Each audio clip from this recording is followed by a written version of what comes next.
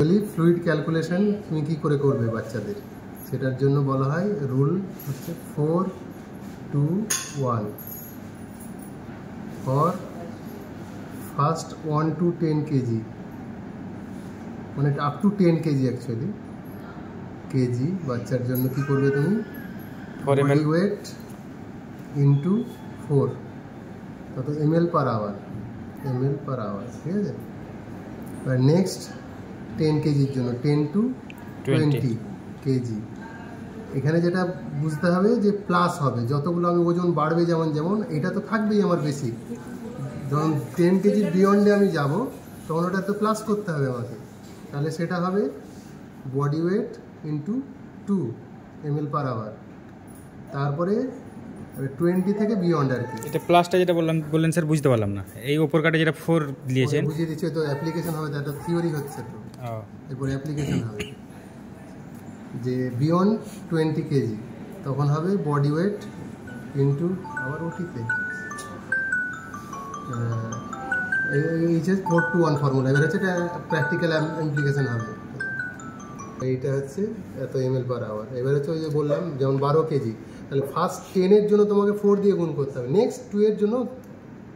2 দিয়ে গুণ করতে হবে, মানে নেক্সট হচ্ছে 10 থেকে 20 কেজি বডি ওয়েট থাকতে গেলে 40 হয়ে গেছে, 40 12 কেজির বাচ্চা অলরেডি 40 হয়ে গেল এখানে। তারপরে হচ্ছে 2 মানে যেটা এক্সট্রা সেটা 2 দিয়ে গুণ হবে 4, তাহলে 44 হবে। এবার যদি 21 কেজি হয় 22 কেজি হয় তাহলে অলরেডি আমার 30 হয়ে যাচ্ছে,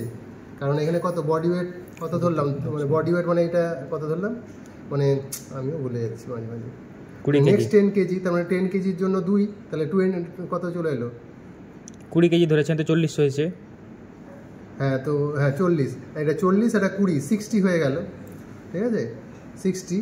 অলরেডি 60 প্লাস 2 কেজির জন্য এক্সট্রা 2, তাহলে 62,